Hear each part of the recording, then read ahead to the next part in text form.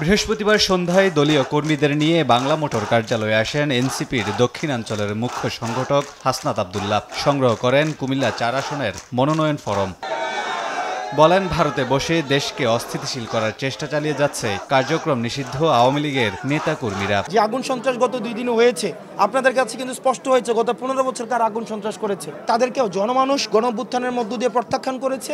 প্রধান উপদেষ্টার ভাষণ নিয়ে দলীয় ফোরামে বৈঠক শেষে প্রতিক্রিয়া জানাবে এনসিপি। পার্টির ইতিমধ্যে একটা মিটিং চলমান রয়েছে।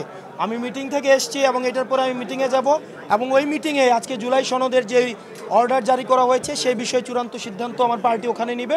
তখন আমরা আপনাদেরকে আনুষ্ঠানিকভাবে এই বিষয়ে আমরা জানাবো। এর আগে কৃষক উইংয়ের এক আলোচনা সভায় নেতারা বলেন, রাজনৈতিক সংকটে দেশে অস্থিতিশীল পরিস্থিতি তৈরি হোক তা চায় না এনসিপি। এই লকডাউনকে তারা লিগ ডাউনে পরিণত করেছেন। লিগ আজকে বাংলাদেশের ডাউন।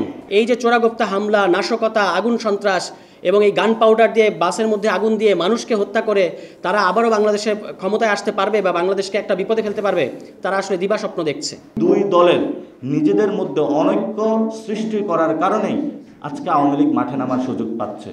বাংলাদেশে আবার আমরা কোনো দাস হতে চাই না। এই জন্য হলো এই দাস বানানোর যে পায়তারা বাংলাদেশে চলছে, এটার বিরুদ্ধে পুরো বাংলাদেশের তরুণ প্রজন্ম ঐক্যবদ্ধ হবে।